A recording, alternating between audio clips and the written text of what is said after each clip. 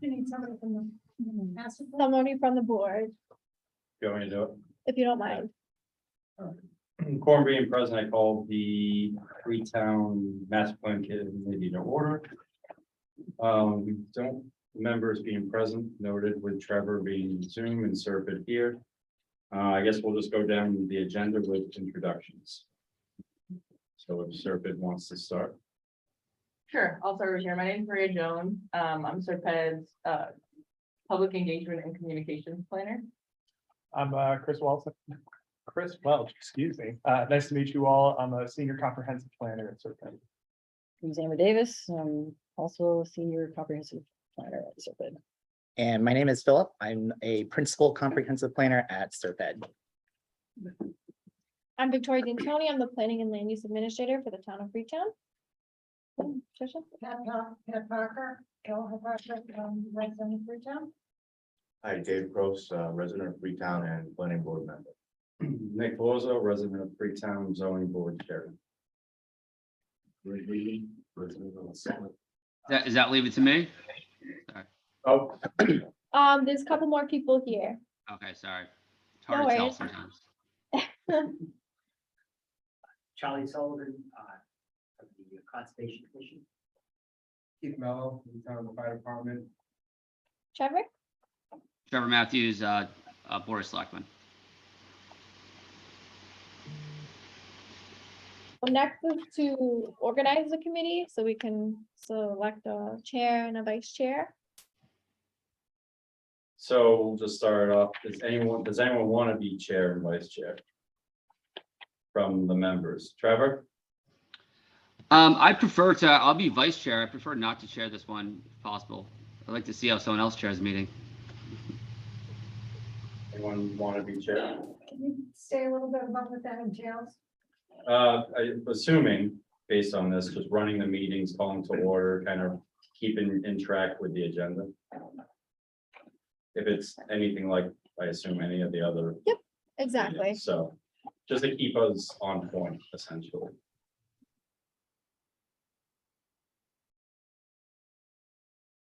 I'm not going to do it. Everyone's okay.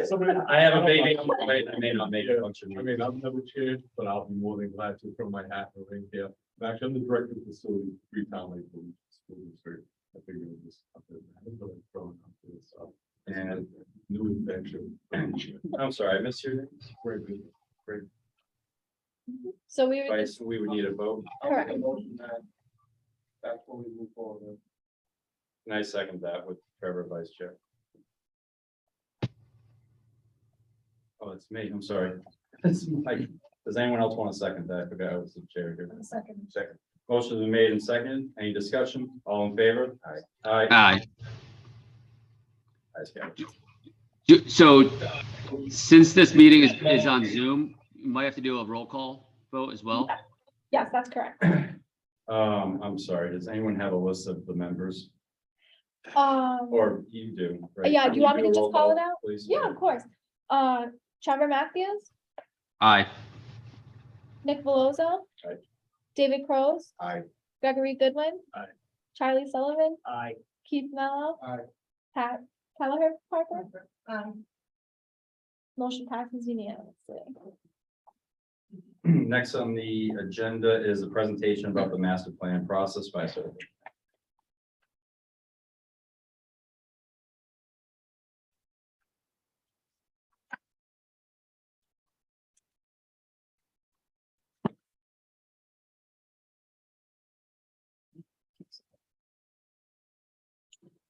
That shared. Okay. Yeah. Sorry, it's hard to like see what's going on. Yeah, No, it's fine. okay. Hi, everyone. My name is Philip. I'm the kind of project manager and kind of leading the team on this master plan. We're really excited that you volunteered to be part of this master plan committee. We'll talk a bit more about your role throughout this process, but you are a really, really important part of this. You help guide us through the process, give us feedback at really meaningful moments. Next. So just the agenda for our portion of the presentation, we already did introduction, so that's great. We'll talk a little bit about what the next 2 years or so is going to look like. and also what we're covering in this master plan. We'll also just share some initial findings through our existing conditions analysis, and then we'll talk about next steps and also just have an open discussion about what your kind of impressions are of Freetown and kind of what you would like to see happen in Freetown. And, lots of changes are coming, so definitely we need your feedback. So again, this is the project team from Survey. We don't have to go again, so it's us. So, and this is you. So again, thank you so much for being here. And it's really great that we have this awesome cross section across Freetown with very different perspectives. So I don't know if everyone's really familiar with who we are. SERPED is the Southeastern Regional Planning and Economic Development District, very, very long, but we're the regional planning agency. Half of our role is really coordinating region-wide plans, but another half is helping our local communities with their long-term planning. So whether it's this master plan, or we also worked on the open space and rec plan, we're here for you. We serve our local communities. So what is a master plan? So it essentially is a wish list for a town to accomplish goals in a certain time frame. Usually that's about 10 years. So they'll provide overall guidance for public policy and decision making in a few areas that I'll talk about on the next slide. It also is a very good opportunity for community members to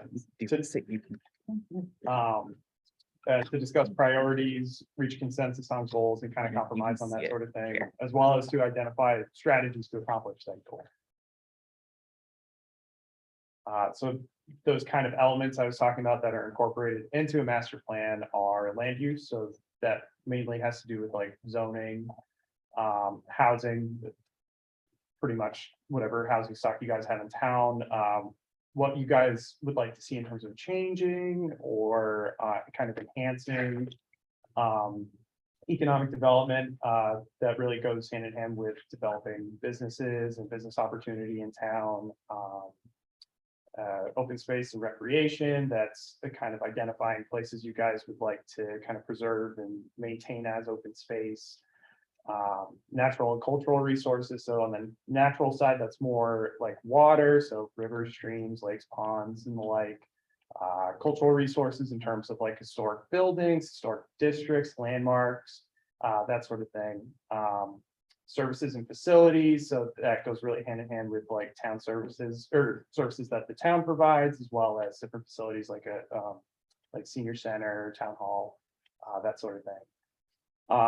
And finally comes transportation, so that has to do with roads, that has to do with bike infrastructure, sidewalks, general accessibility, and the like.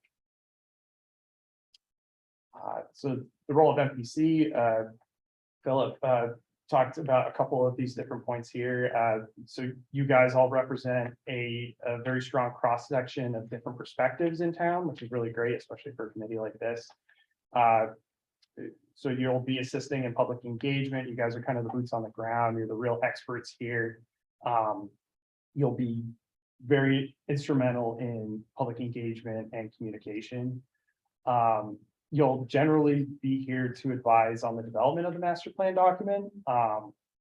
And finally, you'll serve as like very important, like local champions. You guys are the face of the plan for your community. And you being here is very important in getting this accomplished.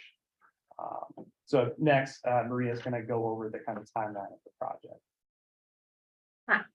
So as we spoke about just the scope of the process, this is just going to be a 2-year-long process, and we've tried to outline it as best as we can. You can find, we'll send out a more detailed timeline of like how events will look like on kind of a Gantt chart. So right now we're at this kickoff. For the past 2 months or so, we've all at SERP had been really doing a deep dive into the research, whether it be past reports or maps and data, to really come to the table with everything we know about the planning that's occurred in the town. And then again, we're sitting here to establish the master plan committee and see how we move forward.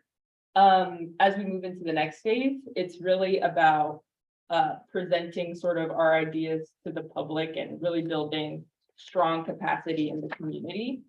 Because generally throughout the whole process, we really want to make sure people have a voice, so 10 years on, they're not surprised as to what's happening. We really want to make sure that everybody has the input that they can have throughout this whole process. So this discovery phase, since we haven't really had a master plan here in Freetown, really serves as a way to get people used to engaging with the master plan and it having their input.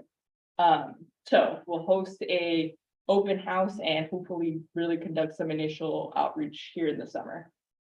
Then moving on to fall 2023 and spring 2024, that's really kind of the portion where we're really writing the plan and getting more concentrated feedback. Again, continuing to send out more topic-based surveys and more comprehensive surveys based on the feedback we receive in that initial discovery phase.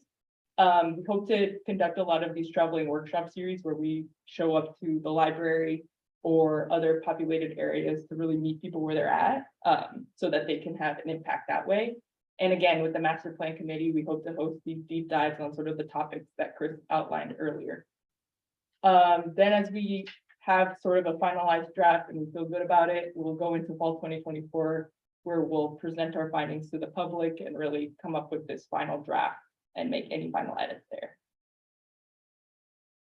Oh, and then put it to the planning board for implementation as well. You can go to the next one. So like I said, in the important part of engagement in general is, again, to make sure that people don't have any surprises down the line and to really, like, the point is to have people engaged with their local government and of like very big facets. So this is not just like people who have time or retirees, no offense to retirees, but also students and people who work in nonprofit organizations, just like a very diverse array of voices, as much as we can gather.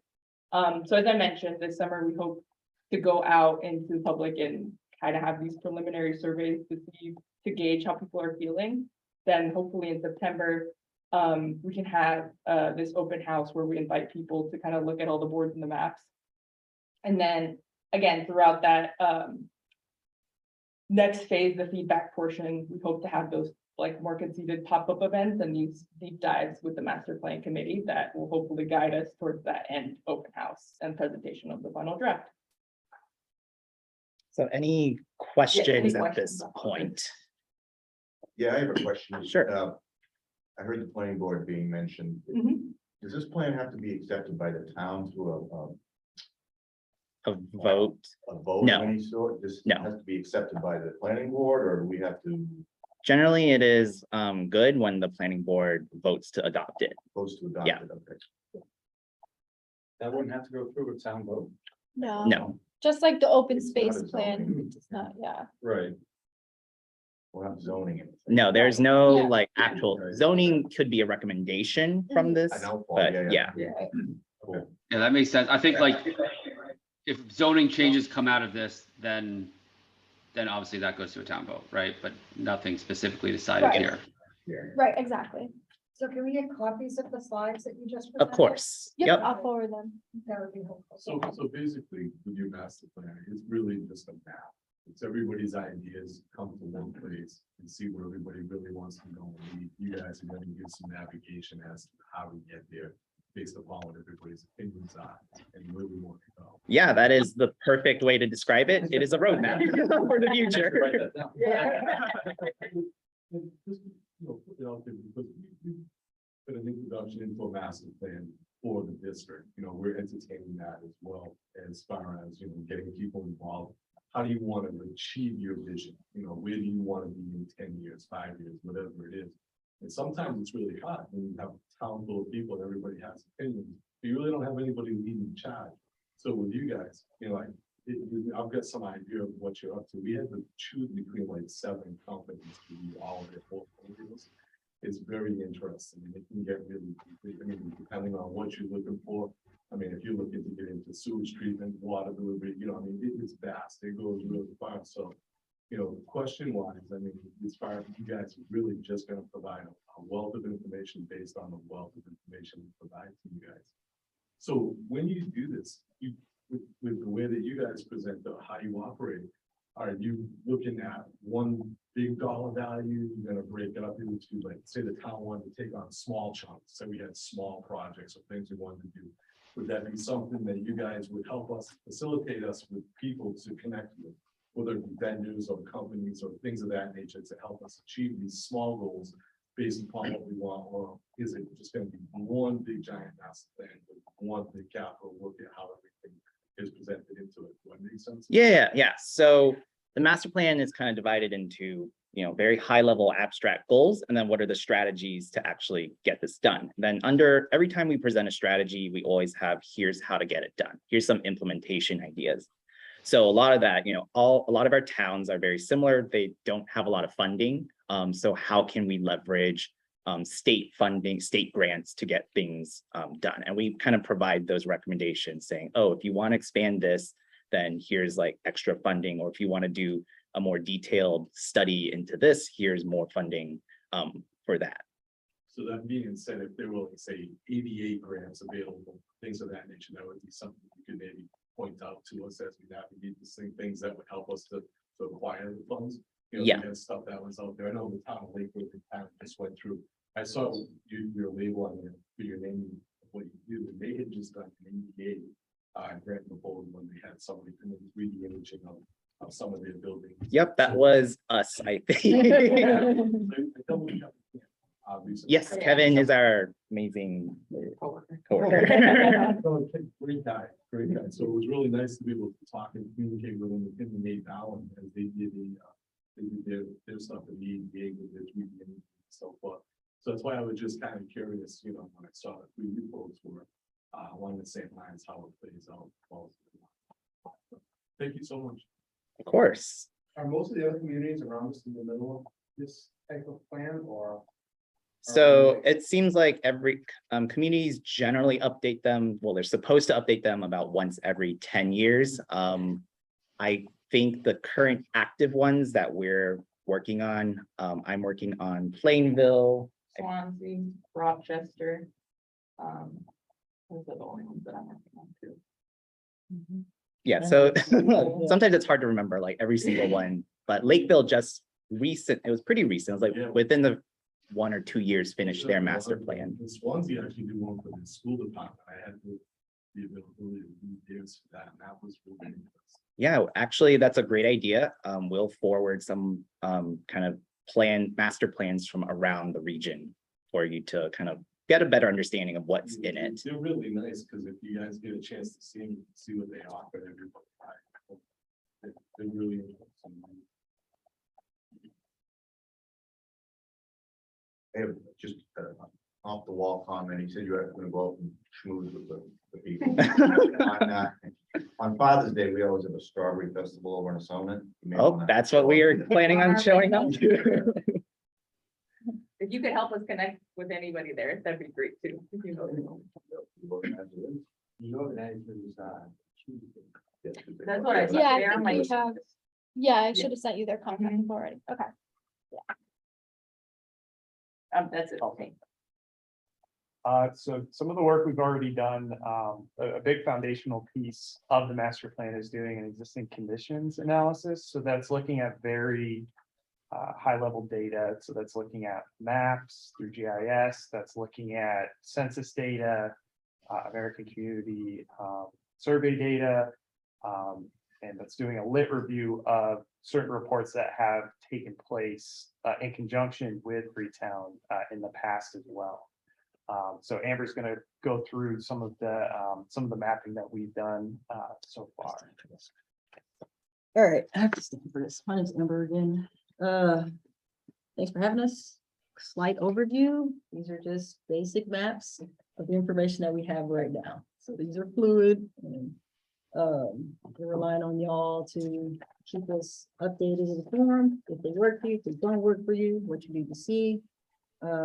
Because you have assets and we're just mapping them out. All right. We have a basic map series. So go back one for a second. Go back one. Oh, sorry. All right, so this is the basic map series that we have thus far. I'm not we don't have them to show. This is just kind of the basis of what we're going off of. So you have your base map, your land use map, zoning, housing, transportation, historic inventory, community amenities, so what makes your community livable, right? Open space, so your parks, recs, natural resources, your forests, and water resources, so ponds, lakes, rivers. Next. So this is just the base map showing the area, divided between both Freetown and Assonet, so that's what this is. Next slide. All right, land use, so just an overview, land use is how the land is being used. So we have like your residential, office, commercial, industrial, institutional, agricultural. So it's just spot that you're on, how it's being used. The vast areas shared between, for the Fall River Forest. A large commercial industrial centers in the Sonnet. And a lot of the green open spaces you see that are spread, they say open space, however, a lot of them are used by the state. Just keep that. Yeah, and so sorry that the legend's kind of hard to read. So this light yellow is residential, the purple is industrial, green is open space. Some of these are like kind of agriculture uses. And blue is institutional for just clarity purposes. Next slide. A lot of land is just designated as institutional, but actually most of this is the open space. It's the kind of state forest. So that's why there's that kind of discrepancy.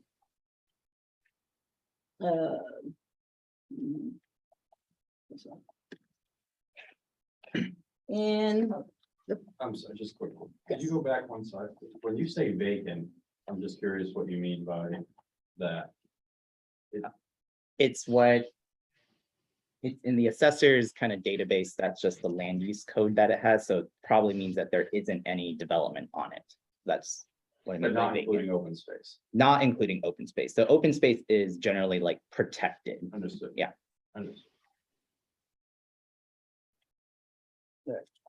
so we have the zoning that Phil was just talking about, and a lot of it is residential, as you can see.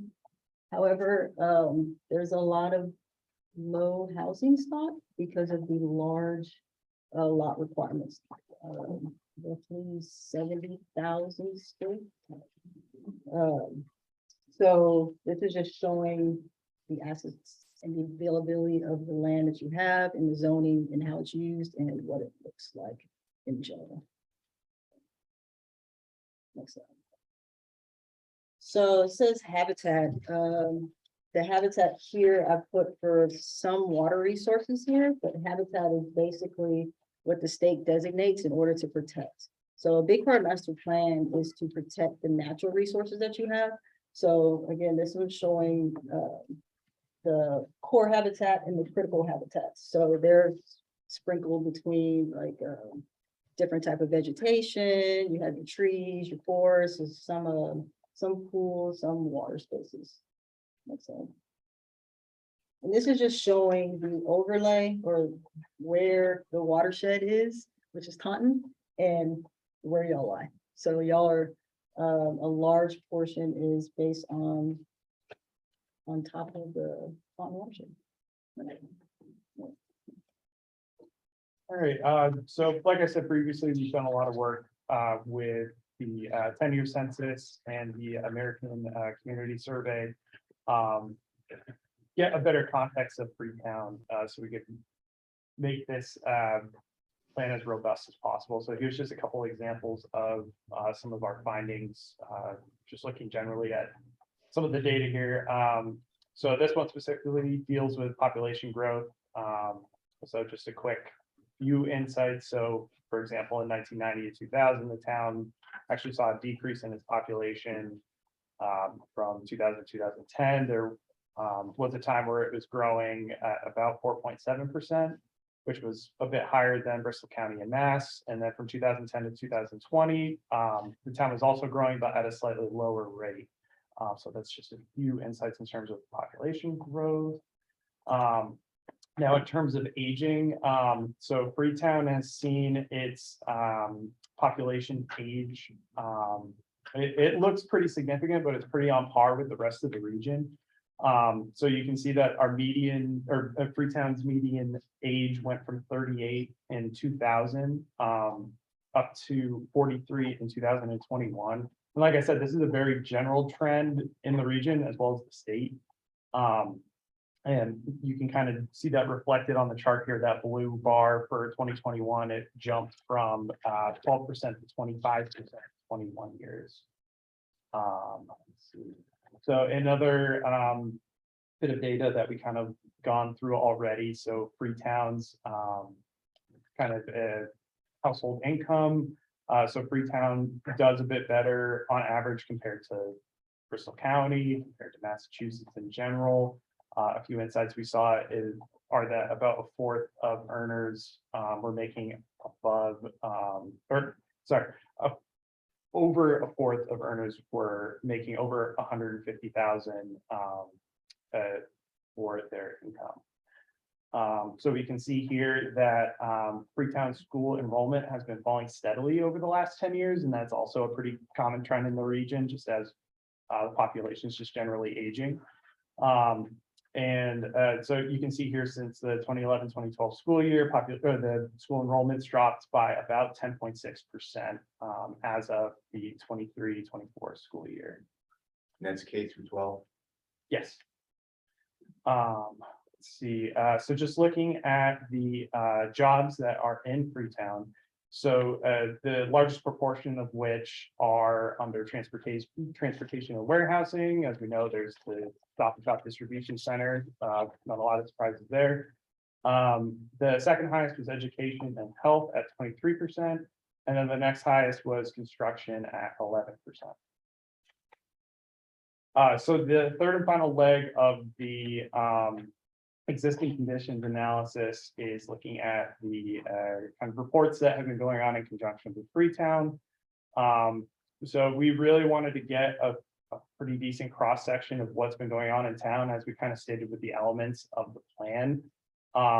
It covers a wide variety of topics, so we've attempted to pull information from a wide variety of reports. So some ones of note are the housing production plan in 2017, municipal vulnerability plan in 2019, space and rec plan 2022, as well as you guys' current zoning bylaws. Yeah, so this is just a general list of sort of what we've pulled so far.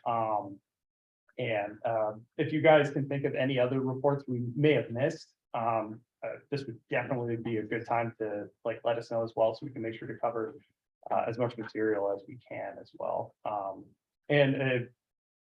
can leave the slide up for a little bit, but like we said, we're going to send it out. So if you guys can think of anything else that's not on this list, feel free to let us know as well. No master plan. Freetown's never had one. There is no master plan. Yeah, Many never of the have- towns in the area have no master plan. I was very surprised. I was like, there's no master plan. It is very unusual. Look at us now. We're there. But kind of what's interesting is there's actually a lot of planning that has been going on. So this master plan isn't really trying to reinvent all that or redo all the work. It's really about compiling it all and telling one cohesive story. So kind of next step. So we'll be meeting periodically through a few key checkpoints with you guys to check in. At least one time before our open house kickoff in the fall, which we're slating for September. I don't think we have a date quite yet during that month, but I think we're shooting for around then. I know the Historical Society has their open house in September, so either.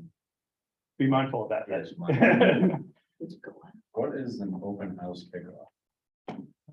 So it's again, like I'd mentioned, just a good checkpoint to say welcome public, this is the kind of usually the way that it's been set up is a bunch of boards of kind of what we just presented today in pre-existing conditions, and we invite people, we have conversations with people, we invite people to put sticky notes on maps to see problem areas that they might have or areas that they enjoy.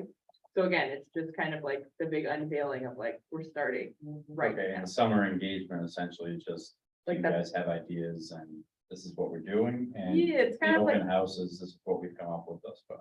yeah, what do you think? Is that- Yeah, so Yeah. the summer engagement's really like, hey, we're about to start this thing. Right. And we're gonna have a few very like very small, what we call activities. So it might just be a simple question like, what do you love about Freetown? And what would you like to see change, or what would you like to see improve? The kickoff open house is a little bit, goes into more depth. So kind of the purpose is twofold. It's really about sharing all this information. We want people to make really informed decisions when they give their opinions, because that's what's kind of the foundation of democracy. And the second part is to get like that initial feedback where it's like, where, it could be as small as, oh, I'm concerned about this intersection. I think it'd be better if it were like this kind of design. And then it could be just bigger picture, like I'm concerned that Freetown is growing too quickly, or I'm concerned about like water resources, or I'm concerned about the loss of open space. So we kind of, it's really getting like the initial feel and temperature of the town. And then from that information, we can start developing kind of the bigger goals and strategies. And then that's kind of what the next phase after that is about, is kind of narrowing it down. So, for example, at the open house, that you have planned for September, would that give people up, like if you put stickies up, not, like the flip charts all around the room, would you give people a chance to sort of write on that? Yeah, we love kind of that direct feedback. So for example, there might just be a big map and it might say like, put dots where your favorite thing is. This is something we would love to like show to you beforehand and get your feedback. Like, does this make sense? What do you think are the right questions to ask? So that's why we really depend on like your expertise. And those summer events, I think, especially for us as new faces in the town, I think it's important to put ourselves out there and feel like we are collaborating with the community and not just strangers. You definitely gotta hit the softball. I know. You gotta be there for the fire and police department softball. Oh, that's fun. I think it's to I'll be honest with you, emphasize, That's a must do. I think it's to emphasize that it's y'all's month. We're just here facilitating. So the more that y'all, go out there and let it be known, and we're here, but we're just here to, just like Phil said, to compile what y'all have said. And the more that the town is aware that, this is that, the more folks will come, and we want interaction. We want to be told from y'all what y'all are looking for us to do. And it provides a better context too for us, because we've got all the data in the world, but it's important to learn the perceptions of the town, right? So that is another very important piece that we need to kind of join together with the data. So I think you should do a float for the 4th of July parade.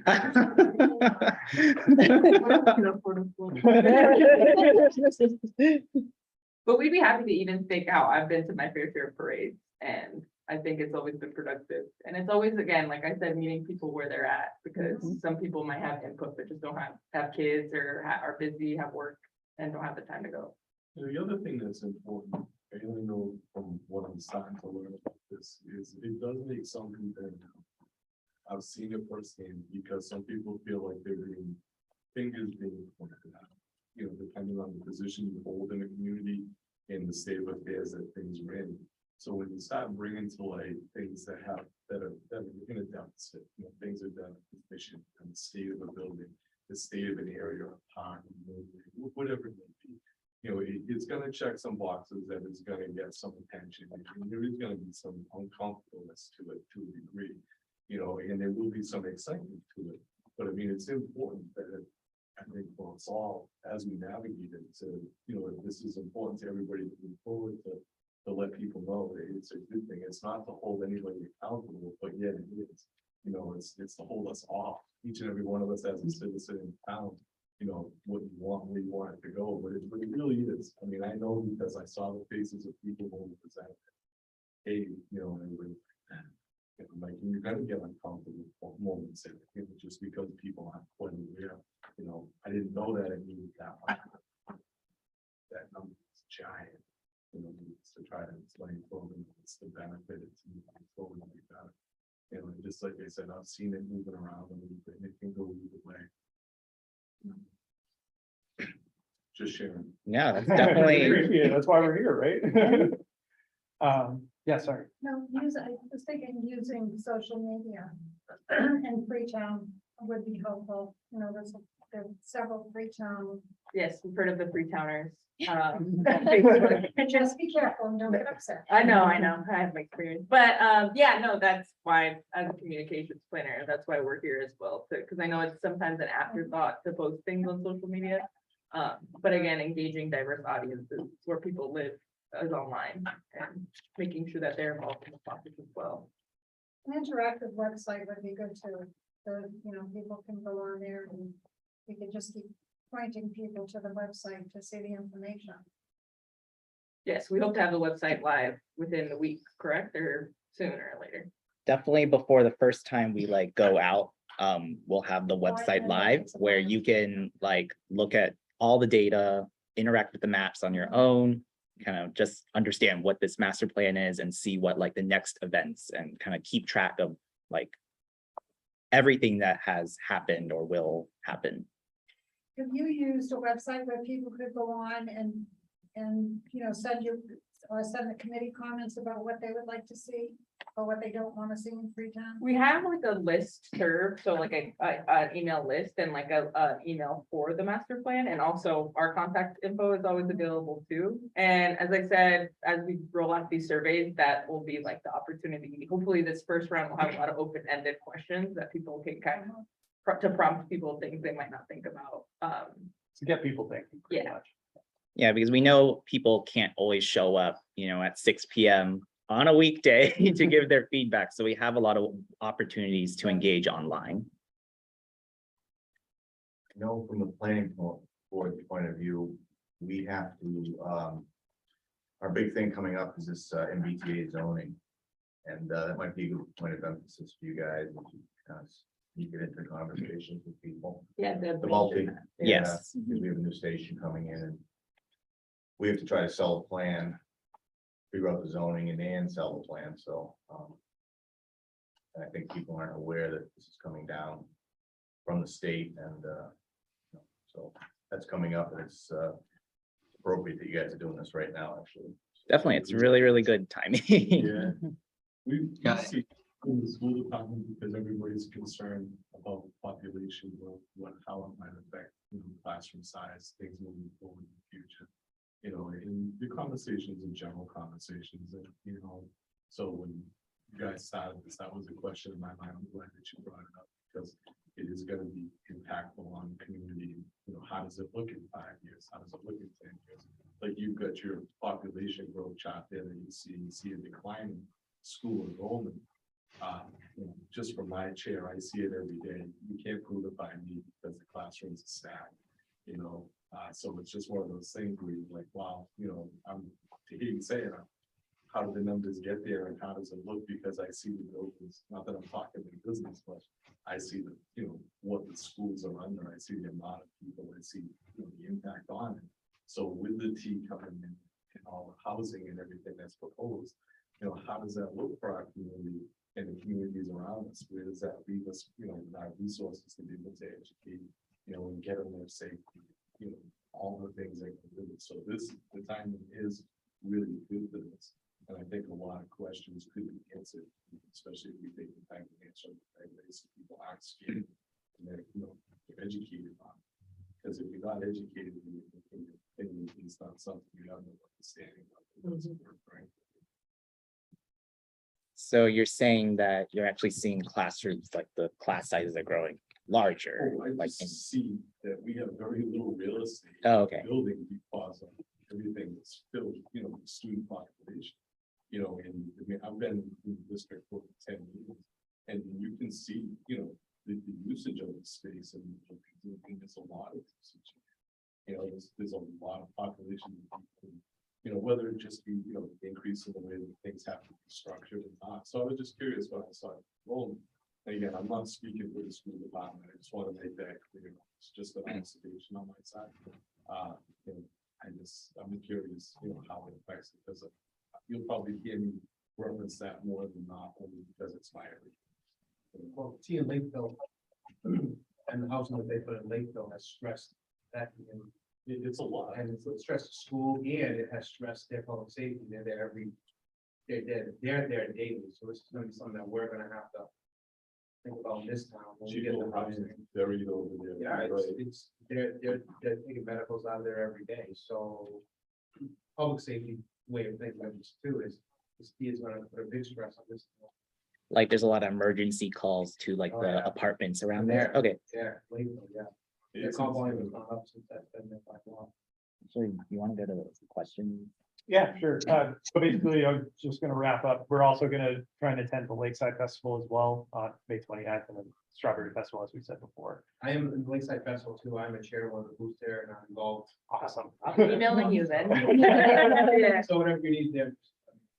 We can- Appreciate that. Thank you, because they already have kind of a booth set up, correct? Well, the booths are already being set up. Yeah. Half of the Lakeside Festival is the St. John Newman booths, Okay, and the other half is the carnival.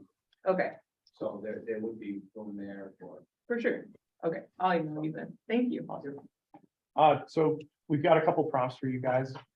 Try and discuss a few things and try and get a better context and understanding of like you guys' backgrounds and what you think you might want like in the master plan. So what would you like us to focus on in this master plan? I know we kind of threw a lot of information at you. It might take you a little time to if you didn't come into this thinking about it, but I mean, I just, again, just from the seat that it's in, we have some of our biggest assets are our buildings. You know, we're gonna be building changes at town hall, you know, things of that nature. And even one of our biggest resources is we own Freetown Elementary. That belongs to the town. You know, the school leases the building, but it's still the town's. It's their asset, you know, how does that fit into your master plan? You know, what does it look like in other buildings that we have? You know, I think that those are some of the things that are important to me. You know, how does our infrastructure look for our public buildings? And how does it look, like you say, well, we start moving into more demand on fire department, police department, and access to things. I think we just, my interest is the basics. What do we already have? How can we preserve what we're starting with before we start adding things to it? You know, let's take an inventory. You know, that's my thought is, you know, what do we own? What do we need to make good on that before we lose it? Or is it already too far gone? You know, do we just cut the fish or start over? What do we look at? If we get buildings that it's gonna cost us more to bring them back up, then we're just gonna put up a new building. Those are the things I think the answers, you know, those are questions we should. Right. Trevor has his hand raised. Trevor? Yep, thank you. So one thing I'd be interested in us looking into is how the lack of us having city sewer down Main Street in Assonet has led to kind of the economic decline in Assonet. This has been like an assumption or kind of, you know, just through conversations with other folks, people's, you know, that's why I keep hearing is no businesses are moving in there. They can't get septics. So, you know, there's no development. We've all seen, anyone who's been around town for a while, we've seen almost all of our local, you know, restaurants go out of business and the buildings be razed. So I'd like to just maybe try to get some data that proves that point. You know, I'm as selectman, we are currently getting grants and going forward, trying to get at least the engineering design work for a sewer going down Main Street. But I'd like to make sure that that hunch that we're going on is correct before we try to bring this to the town and spend all kinds of money on doing this. I want to make sure that's really is the key to trying to get businesses to invest it back into Assonet. That's one thing. The other, yeah, I know it was mentioned how our minimum lot size is 70,000 feet. You know, that's obviously prevents any kind of high density building. I'd like to see where our community compares to other similar communities with the minimum lot size. And this is another thing that we tried to bring up in town meeting recently to get some of that changed, and it failed. So I know the appetite is not necessarily there. So it's kind of a hot button issue. Just want to throw that out there as,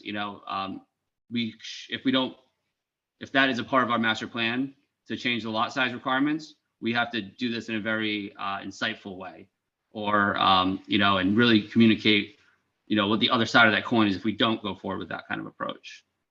And then I guess just generally, it's, and this has been mentioned as well, but how do we prepare for 40R?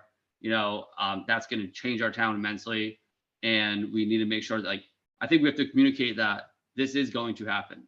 The other side of that, if we don't adopt, some kind of zoning change, well, then we're the Attorney General has said they are going to, and Victoria made me aware of this last night, but they're going to actually sue towns if you don't go forward in changing some, your zones to comply with 40R. So we have to do that, right? And otherwise we'll lose all kinds of other grant funding, and it will definitely be a detriment to the town. So how do we have to sell it in a way that this is happening? How do we all work together so that, it's the best outcome for the town? So That's all. Did he say that was all? Yeah. So I agree with Trevor, and I was gonna mention the sewer, and Trevor, correct me if I'm wrong, but I believe there's been 2 studies already completed in the prior years, correct? Yeah. I know of one. Yeah. Sorry, go. We lost a lot of business over there, because our town doesn't have sewer except a few very small areas, and water.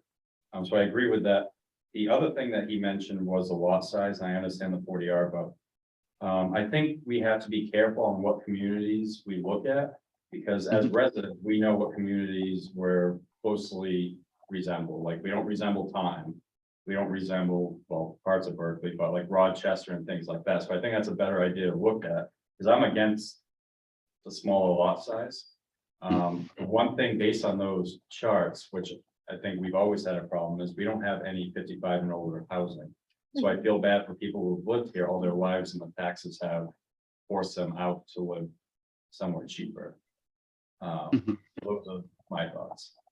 And so it would be interesting to see as part of the planning, if there's a way of, because that's exactly what I was gonna say, for senior housing, is there a way of somehow putting that together with the 40B housing? And trying to accomplish both.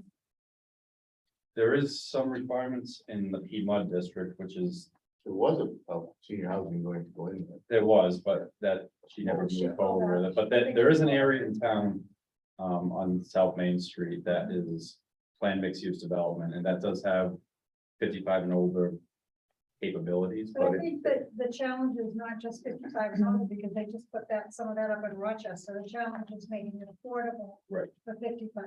55 isn't, they're not gonna move into a senior center. At least I hope they're not. But there's Making it density. affordable. I mean, when you look at, I saw what you said was I'm shocked at the income of a lot of the residents in Freetown. Because I think it strikes people as Freetown being sort of, not Marion and not Mattapoisett. Blue collar, a little blue collar. Below us.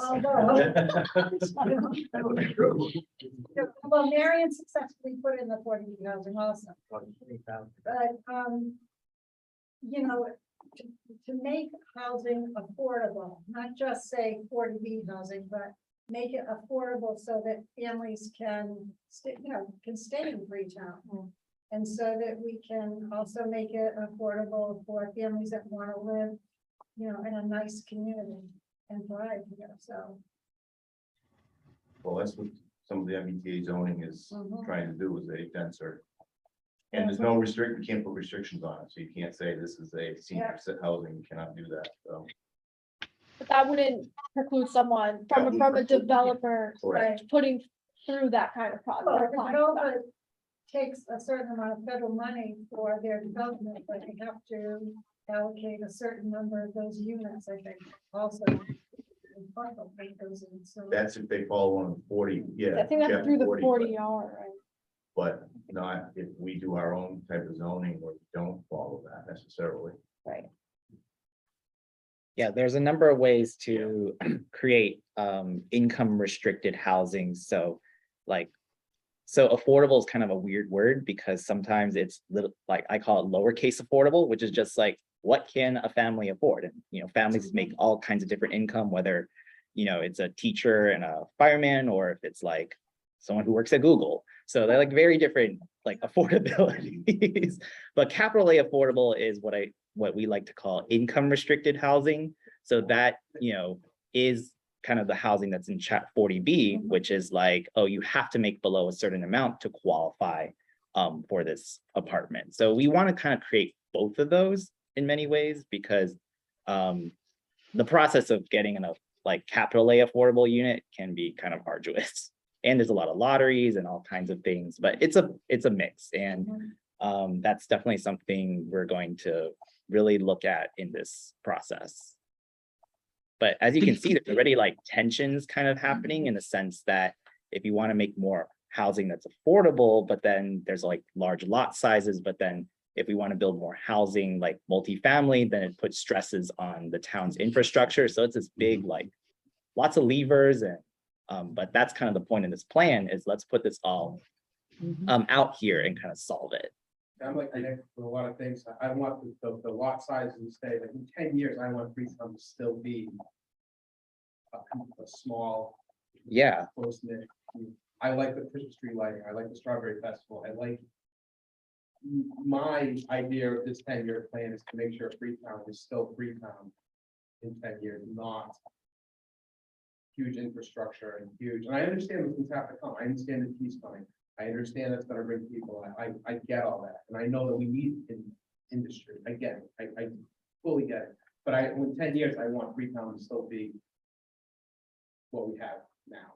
Small, close-knit community, everybody knows everybody for the most part.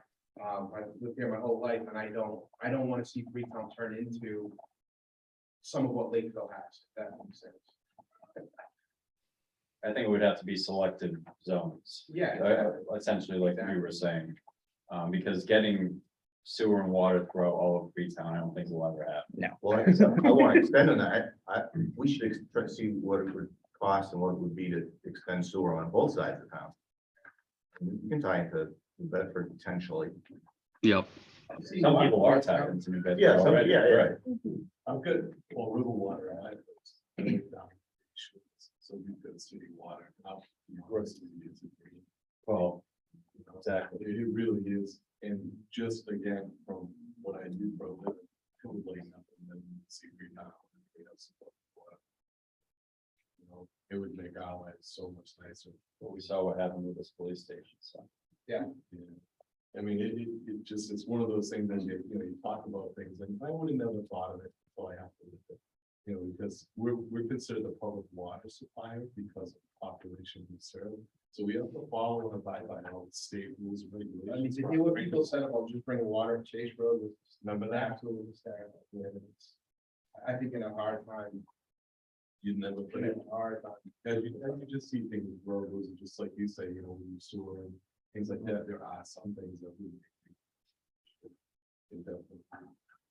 Which would help with smaller lot sizes, of course, in that section and that section. For sure. Selected areas, correct? On that vein, I've read your Lakeville, master plan. And on utilities, and so forth, there was mention of, districts such as water district and so forth. And I guess maybe that's something to look into through the master plan, how it might be, feasible to operate for a water district rather than community and have, you know, people as they get the utility, they pay for it. To move out. That's one possible way to look into it, like, you know, North Carver has some type of newer water district. And another thing I think that we're missing, housing being so important, is probably roadways. Look at how the system is, the traffic from other communities. I've lived here all my life, which is longer than Keys, a little bit. But, and, you know, the amount of traffic that goes through, how it's changed over the years. 30 years ago, Route 18 was a very busy road. Now, it's about half of what it was 30 years ago. And the roadways, I'll say on the western side of town, so I don't sound like I'm a football field. But how the traffic has increased considerably along South Main Street, Richmond Road, so forth. So it's something else we're gonna have to look into that, how we do that. I saw that you had a study on the Silver Four Points. I haven't read it. The interest in reading, I think, but Yeah, I can send that to you. Was that regarding the stoplight? Is it? Was that regarding the stoplight? Not just a stoplight, that was regarding options for the intersection to improve Oh, safety. okay. just because I'll send that to the group. that anytime you can sit there and scratch your head about how people deal with the intersection. I go through it every day. Yeah, it is interesting. It was a surprise to drive into.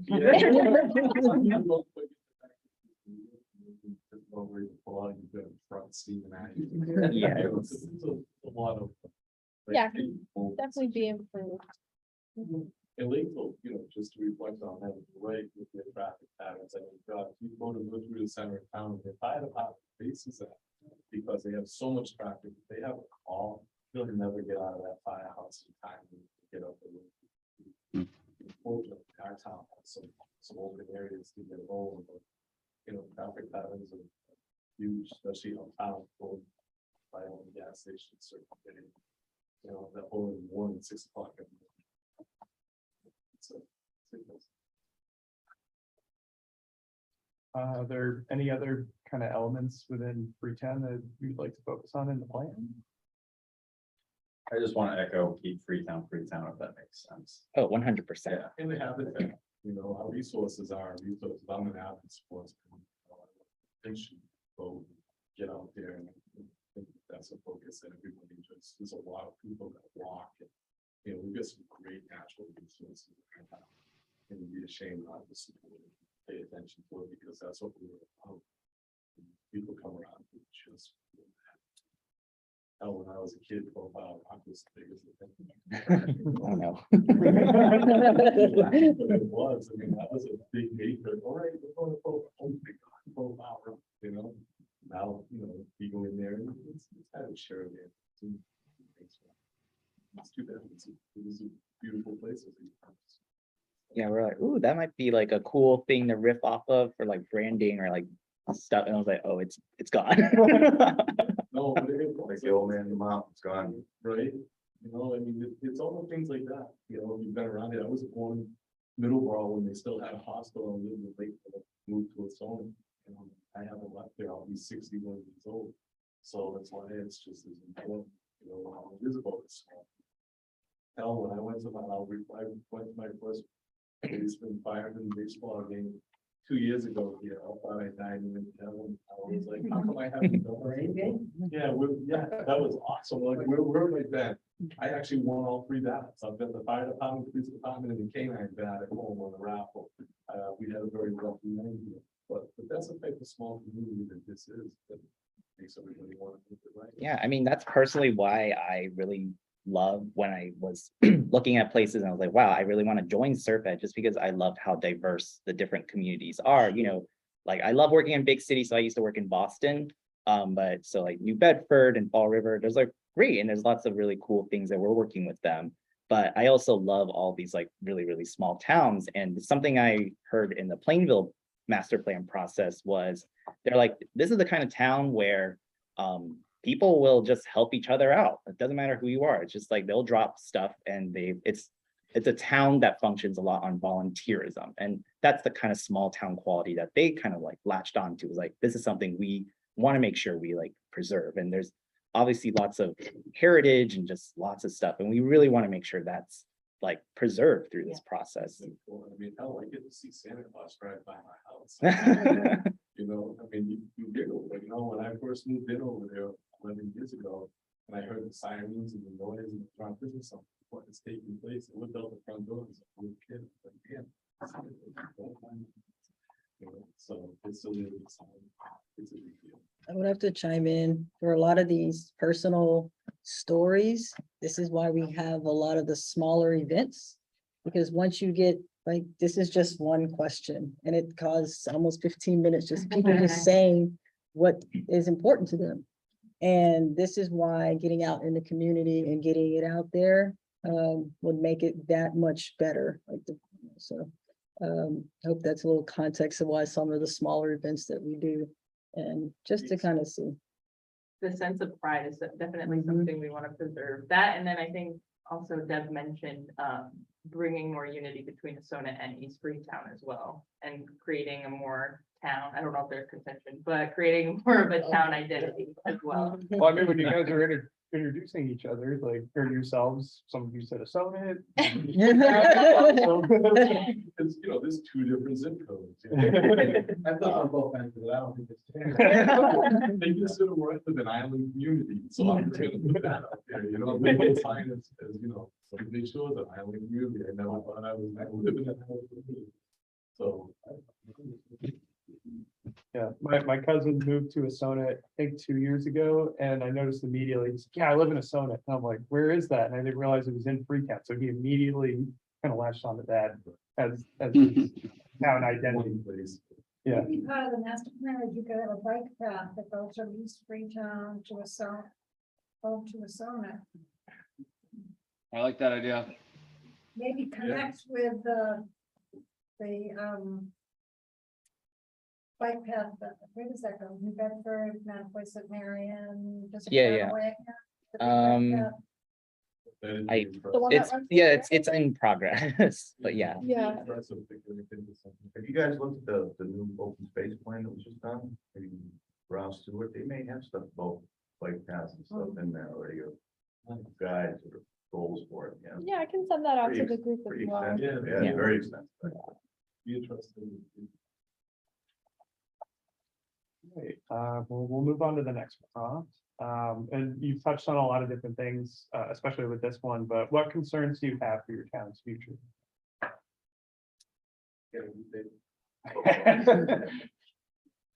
Getting too big in size or in population, Oh, both, I guess you get bigger, but. yeah. Yeah. I mean, the concern most people have, is, again, how these 61 in June, so I'm on the other side of getting ready to retire.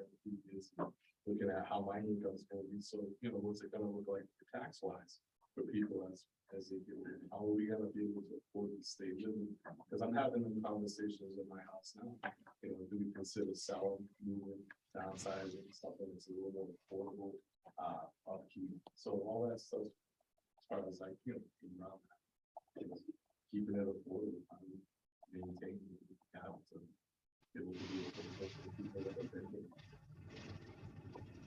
I think somebody mentioned it, but a lot of our buildings are old, so Mhm. the town hall's ancient, it's got no handicap access, it's Too small. school old, started in the 40s or something. It's last edition, 2000. The libraries are deplorable. One of the libraries has no bathroom in it, right? No Or plumbing. running water, yeah. Pretty much, so. You know, things like that, so all that infrastructure is very costly. Mhm. Agreed.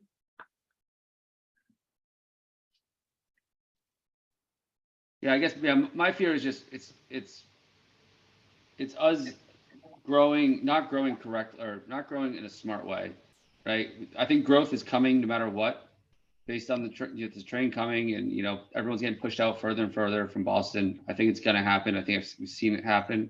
It's just, if we don't prepare for it properly, I don't wanna, you know, I don't want just a fast food joint and, you know, just people stopping getting gas. I want to still have a community feel. So I think it's, how do we do that correctly? Yeah, I mean, working from home has opened up a lot of avenues now. People can live 100 miles from their business and not have to go in if I was going one day a week or something. Mhm. My client's in Calgary, Alberta, Canada. I work from a Sonnet, so. Freetown? A Sonnet. East Freetown. Used to be Freetown. Maybe that should be part of the master plan and we just have one town. Yeah. Have a revolution. What about, I mean, even like the small business, like there, you know, that's something you don't see so much anymore. You don't have a local hardware store, you know, a lot of things. We do in East Freetown. We have one. He sold out last 2 years ago. No, Foster sold out, but they sold out to the Yeah. hardware store right down the street, right across from the Annie's. Feels that hard? Oh, you're talking about Olivera Bros? Oh, there they go. Yeah, Yeah, they have hardware? oh, yeah, they're really good, honestly. Not much, not like. Yeah. Oh, yes, but if you ask him, he has, Yeah. Albert had hidden away some. Yeah. Is he dealing cash only? Tim? But I see what you mean, like a grocery store, like a small business owned by a spouse. Sometimes, when I didn't have the right cash. But there is an economic development portion of, an element of our master plan. So that will definitely be something that we work to address. Yeah, we heard, I think earlier that because of the lack of infrastructure and sewer along the main street, that like businesses are finding it hard to like be here, especially like restaurants. And that's kind of like the biggest growth area of retail. Just because of like online shopping. In our area that the smaller restaurants are closing because of that, or do you think they're closing because they lost so much money during COVID, or they couldn't get staff to? It's probably hire, all factors, but that's something definitely we'll want to look at. I think a component of this plan is talking to current business owners and understanding like what they want to see. And like, you know, we have big lots downtown of Sonnet that have been for lease for a while. Like, why are those not selling? Or why, you know, like if we could just talk to the landowners, like what's going on here? Like, why have you not attracted any kind of business? Right? I feel like that's a good place to start because I'm sure they're getting feedback from potential buyers. Mhm. Overpriced for not having a sewer too, I would imagine. But yeah. If there's not any other concerns, we'll move on. What would you like to know more about? Like I said, we just gave you a ton of information. I'm sure you guys will illuminate on all this. You might have some stuff now, so if you want to kind of point anything out too. So in the next 2 years, we patch out all the stuff that we want to see happen. We talk to the town people, we come up with this master plan. And that master plan is set for a 10-year. What's the 10-year part of this? All right, am I making up a 10-year?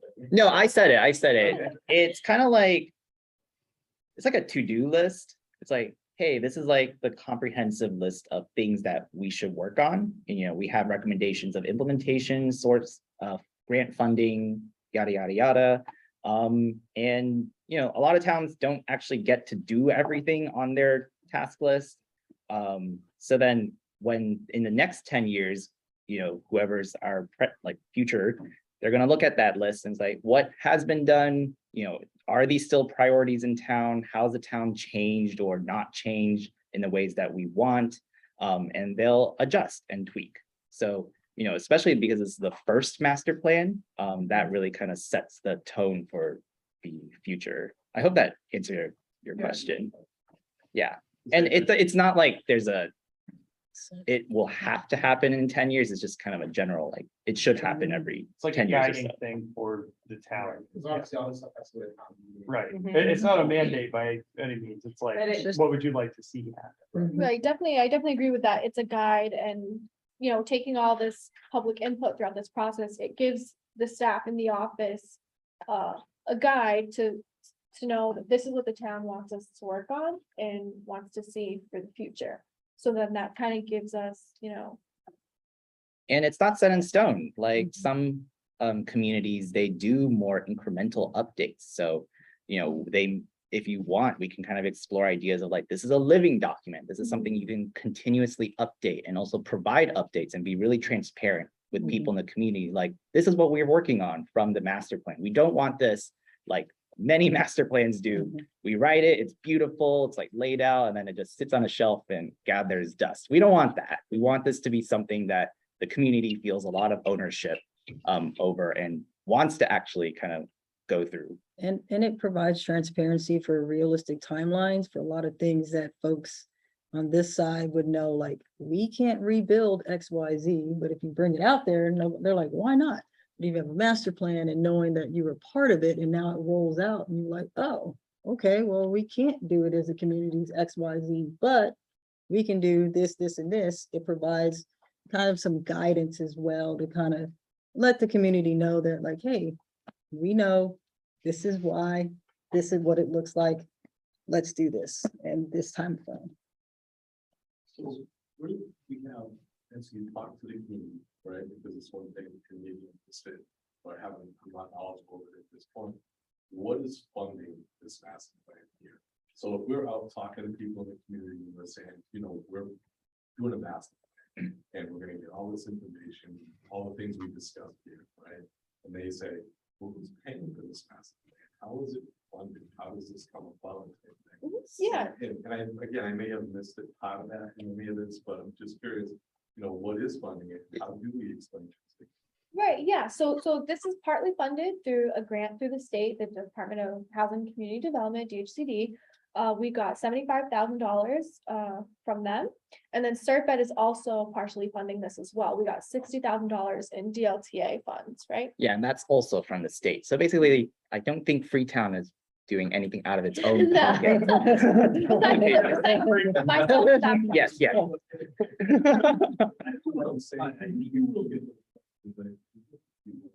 Curious how. No, of course, yeah. Something, Mhm. it's just, Don't we pay Serpent yearly Yes. It's a small fee, yeah. But yeah. each town? Yeah. Yeah, depending on the population, right? I Depending think on the population, so. how much you contribute, yeah, but it's no. But then like every town gets a certain amount of like hours. Even when you don't necessarily have a big active plan, there's still like Right. kind of that. So I think Yeah. that's part of the funding. Yeah, as we well. get 40 hours of free technical assistance from CERTBED. Mhm. Go ahead. One thing I want to know, so you listed all these communities that you helped with the master plan. I'd like to know like a few of their key points that they would, you got a hot issue for their town that kind of was repetitive throughout. I'm sure there's one thing that kept coming up and I just want to know what those things were.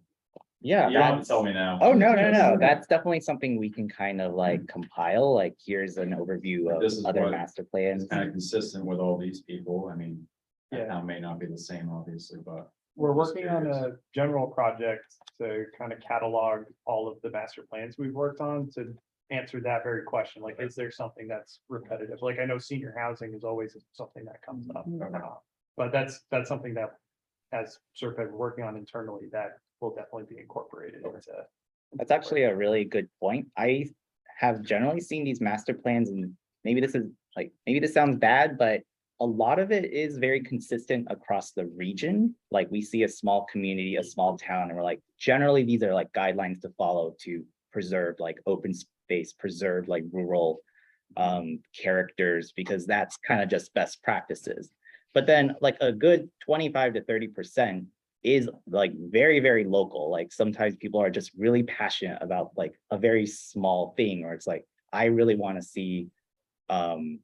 So for example, like Mattapoisett, one of the biggest issues that they were facing was what to do with their center school building, which is like in their main village center. And they were like talking a lot about school consolidation and stuff. So that's like really, really in the weeds, and that's what we focused on. I could imagine for Freetown, like one of the biggest issues is the 3A. So we can invest a lot of time to kind of communicating how best to approach that. And then a lot of the other things kind of like follow just best practices. And obviously we'll like present all of that. Thanks. You know, another thing we've talked about very briefly is the septic system issue with the different $30,000 septic systems. Yeah. Which could really impact a lot of people if it's forced,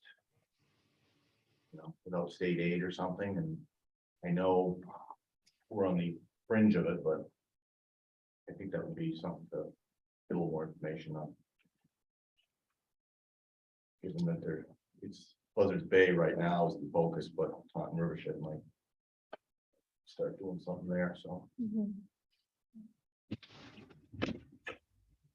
If you guys don't have any other kind of points you want us to look into or answer now, we'll move on to the next prompt. So this is like a general like public engagement question and it's also been kind of touched on so far. What are the best ways to get people engaged and excited about this plan? Yeah, I'll jump in. So yeah, so I know we touched on it. Definitely, I think posting on Facebook. I used an interactive map for the complete streets that was posted on Facebook, and I got a lot of engagement with that. So I think maybe something like that, that pops that people would, want to click on and put their feedback in. I think something like that would be really good. Or even I know it was mentioned like a survey for people who can't attend a meeting because of their various obligations. That way we're still getting feedback from them as well. I think would be good because like you said, not everyone wants to come to a night meeting in the middle of the week. But Yeah, our surveys actually have been doing really, really well. Like the goal isn't necessarily to hear from every single resident, like not even every single resident votes. So it's like really hard to ask.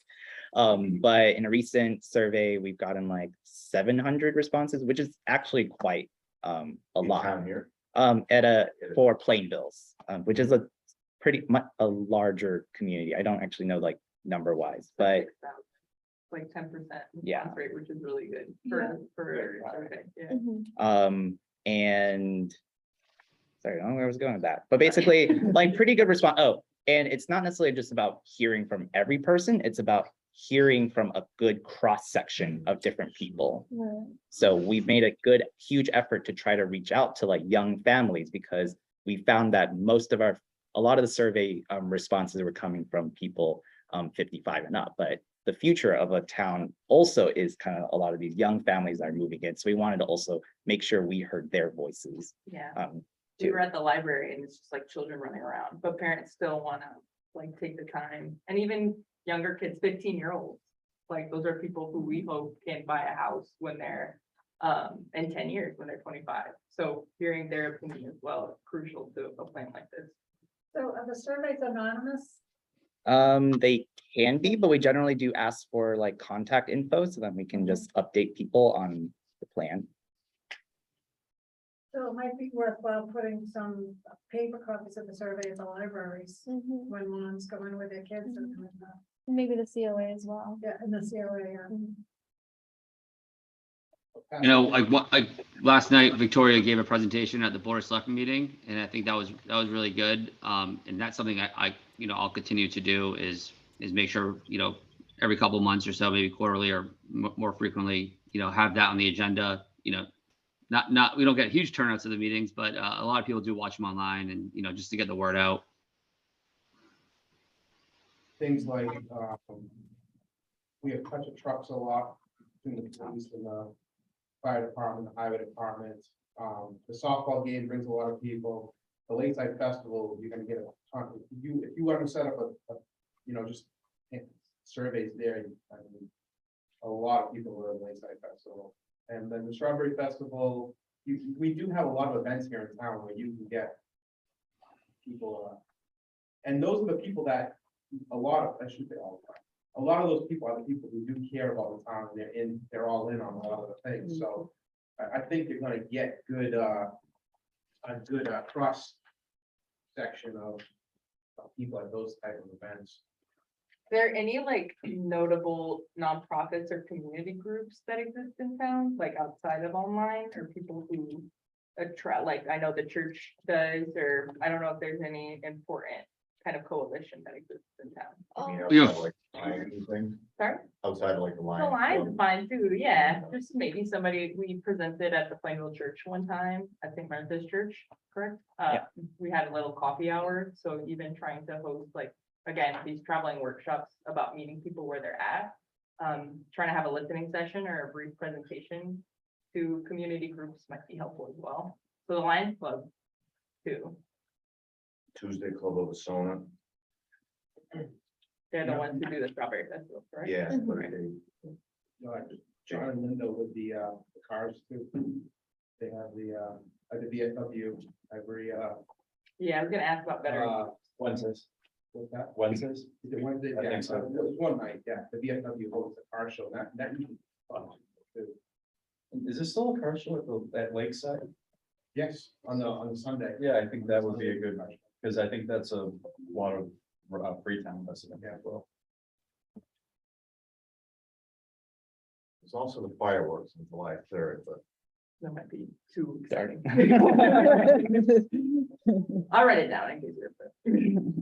Yeah, if you think of, anything else, whether it's like an opportunity for us to engage with people just on the ground, or just like, I would love you to focus on this, or if you just like, I want to know more about Freetown and like this, like a data request.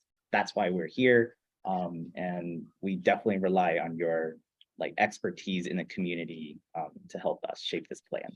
I think one, I don't know of anything coming up, but any kind of contested meeting with either planning or selecting where the entire room is, they'll get to hear a lot of opinions as well. And it'll give you different insight in Freetowners. Yeah, sorry, Trevor. go ahead. Now, I was gonna say, I can put something about trash on the agenda and we'll get a ton of people to show up. Well, I think we should definitely tread light because we don't want to necessarily like have people upset. Oh, Yeah. sorry, I'm just talking about listening. Oh, listening, yeah, oh, definitely. Because I was gonna go into, I heard social media, I think it's important to note that members or anyone really shouldn't get involved in the negative comments, even answer them. I think we have to Oh, yeah. just limit our social media involvement and let the town just act. Yeah. So I think we should say that now. Mhm, agreed. So are any of these meetings? The MPC meetings? Yeah, so this is actually, the meeting's actually being recorded. I don't know if you heard Zoom say it when we started. But these are gonna be recorded and I'm gonna have the town post it on the YouTube page. So we'll have our own little section with our meetings on there. So even if we decide to continue a hybrid format or go full Zoom, either way, it'll be recorded for the public to view. Also, I should note, if anything on Facebook, make sure we don't have a quorum on Facebook commenting on things because that's an open meeting law violation. I just learned about that recently for a presentation. So that, if we have enough members commenting on the same post, it qualifies as open meeting law violation. you watched that meeting today, didn't you? I was in that meeting, the one from a couple weeks ago. 12-1, no, it's today, Okay, that's the one Which one? you forwarded to me, Oh, that's interesting. Yeah. So we're running this as an open meeting, correct. So this is like a regular committee that posts agendas, has to do minutes, has to adhere to open meeting law, all of that. okay? Mhm.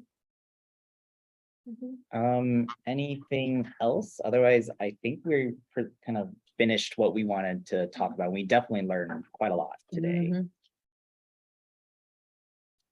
Yeah, if you guys have any questions or you just want to generally chat about the plan, I'll have my contact information.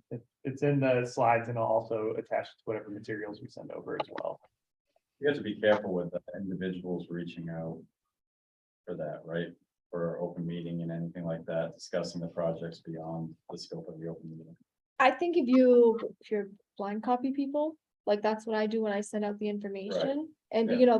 they can respond, but you don't want to have it, I think it's called like a serial meeting or something like that, when you have, Yeah, so you do have to Change it. do, You don't wanna change. yeah, blind copy, yeah. Yeah, You can't reply all. Yeah, that's why I BCC everyone, so you can't, it's called blind copy, so you can't. If someone hits reply all, then it'll only go back Go to, back one, to the right. original. Yeah, one of the issues we have is that not everybody, I'm sure this meeting has a town email. So each conversation we have, is not necessarily archived, right? So God forbid something happens, right? Then you get into a discoverable situation where, all your emails. So just maybe like, if you're gonna communicate with people, maybe make a unique email address just to communicate with people for this. Right. That would probably make things a lot easier. And we are working on, from the town perspective, we're working on getting anybody on any committee to have a town email address so they can use. We're just working through that right now. Yeah, so I think we should set our next meeting date, right?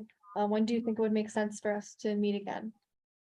I think before our September open house. And what we'll plan to do is share kind of the materials from that and get your feedback on, are we asking the right questions? So probably sometime like August, August? Okay. but if you want to also meet earlier to talk about anything, we can also do that. It's kind of up to every master plan committee how they want to design like the Okay. cadence. So these surveys that you're talking about, though, we're gonna start these now or no? So what we were planning on doing is kind of having a very, very small survey that just asks very basic questions, kind of like the ones we just asked, like very high level, like what do you love about Plainville? Just to start kind of drumming up support. So like 3 to 4 questions. But when we launch the plan, like officially kick it off in September, we'll have a pretty in-depth survey. Does take quite a while to do, and we kind of want to keep shortening that down, but it's a balance. Mhm, Yeah, right. the initial one we have right now is just 10 questions, basic demographic information, what makes you proud, what to be a Freetowner, like what landmarks do you identify with, really overview kind of stuff. Okay, so what do you guys think? Are you comfortable meeting in August? Do you feel we need to meet sooner? Well, if we met sooner, what would we be doing? Right, That's Yeah, the big so- question. What would we need to meet earlier for? right. So over the summer, we're kind of just presenting material really similar to what we did here, but on a much kind of smaller basis. We could just check in on like engagement in general and if there's any other kind of things you want to know more of, like we could do like an overview of other master plans that we've done. Also maybe go more in depth in the lit review in terms of like, do you still kind of agree on these things from these plans? And Yeah, even if we don't need to have a meeting before August, I can always, if there's any materials that you want to send out, I can always disseminate that to the board for their review. we just want to respect your time. Yeah. Exactly, yeah, can't have it back and forth, but yeah. Okay, so, Personally, I don't see why we do something for the foundation. I don't think that we should do for the end of summer. But you don't have the foundation. Right. for the end of summer. for sure. Okay, so maybe it would make sense to set the meeting date closer, or would you guys be comfortable with picking the date now? I think we have to, right? We don't have to, because we don't have to continue anything. There's not like anything to continue, so we don't need to set, yeah. Yeah, you're right. exactly, There's yeah. nothing contingent. Yeah, so if it's easier, we can sort of set the date as it gets closer. I know a lot of people go on vacation in the summer, so it might be too early. And then, I know we did a hybrid for our first meeting. Would anyone be opposed to doing a hybrid again or want to go just Zoom? It's up to you. What, didn't Mass just say that we had to continue it for X amount of, or another year? Hybrid? It's no, it's an option. So you can do an in-person meeting, you can do a hybrid meeting, or you can do a Zoom. So it just extended Okay. the provisions. Yeah, I will personally try to be in person next time. Today I had meetings for up to 6 p.m. So, but I mean, I'm okay with having the hybrid option, but I will definitely, I'd much rather be in person, so. I like the- The hybrid I option. like the hybrid, I would have that, yeah. You know, the hybrid option is good, especially for the summer too. If you're away on vacation, you could always move in for an hour or whatever and. Can we set the meeting sometime, set the date in July for the meeting in August so that? Yeah. So you can have, Definitely. yeah, of course. Okay, so we'll keep it a hybrid setup. Is six PM is still a good time for everyone to meet, or do you prefer earlier? 6 PM is good. 6 is fine. for everyone. Okay. All right. Okay, so I will send, something out. Yeah, just try to avoid Mondays, just I generally have board of select meetings on Mondays, so. if Yeah, if we'll we could do definitely it. stick to Tuesday. Okay, all right, great, The off planning board night. This seemed to work for everyone. We got everyone here today, so perfect. I'll reach out as we get closer to confirm. Do you, can I just Awesome. have, demographic information for the town you could share on like age, Yeah, gender, all of that? so, we have we made those pretty graphs, but we do have like a pretty comprehensive amount of data, so we can clean that up and send that around as well. You have just a procedural question, Trevor, if you can hear me, because this is a meeting, we would have to vote to open the public hearing next time, right? There's no public hearing, if I may interject. So you just, The public, okay, yep. go on. yeah, it's just a public meeting. So you just like, you would just call it to Quorum would still order. be fine. okay. Yep, you would just need the Yep. quorum and just call it to order. like normal. Then my That other makes sense. question would be, so there's a chairman on selectmen and then there's vice chair, or what is I'm just thinking we should have probably go down to 3. Chair, vice chair and something else, just in case, or is that not recommended? I'm not really sure. Is the third one like clerk? I'm not sure what the title would be. Well, why can't you have 2 vice chairs? Oh, okay, yeah. No, I'm sure you can. Nope, I- yeah. Yeah, I'm just worried about, people can't make it, that's all. okay. No, I see what you're saying. Yeah, we can do that. Did you wanna? Just for discussion, right? Oh, That was all. I Oh, mean, okay. unless everyone thinks they'll be here every time, that's all. Okay. We have an order of succession, right? Speaker of the House. Well, yeah. I just don't want to see a meeting. Cancel, like Trevor's not here, Greg's not here, and then the meeting doesn't go. Okay. That's what I No, I see what you're wouldn't saying. want to see, that's all. You asking for a volunteer? Is that what you're Kind doing? of. Yeah, you can put me down as the third one if you want, I don't care. Okay, so we would just, Which one of you? yeah, You can do 4, doesn't matter. You probably have more experience, so. I'll make a motion that Dave. Dave Crowe, yeah, Dave Rose becomes that third vice chair, second, second vice chair, I'm sorry. Third third in order. Third in succession, second vice chair. we just need a second for the motion. Second, Roll call vote. Nick Velozzo. David Cross. Aye. I'm sorry, you're not a voting member tonight because you're not sworn in. Charlie Sullivan. Aye. Keith Mello. Aye. Pat, Aye. Trevor Matthews. Aye. Okay, and then we would just need, if no one has anything else, open. No. Okay, if no one has anything else, we would just need a motion to adjourn. Second.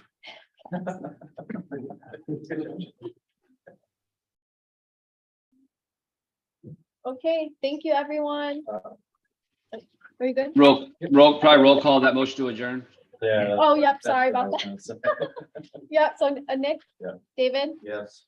Kylie, Yes. Keith, Yes. Pat, Yes. Trevor. Yes. Okay, awesome. Thank you, everyone. Have a Thank good you, night. everybody. Thank you for showing up. Yeah. Of course.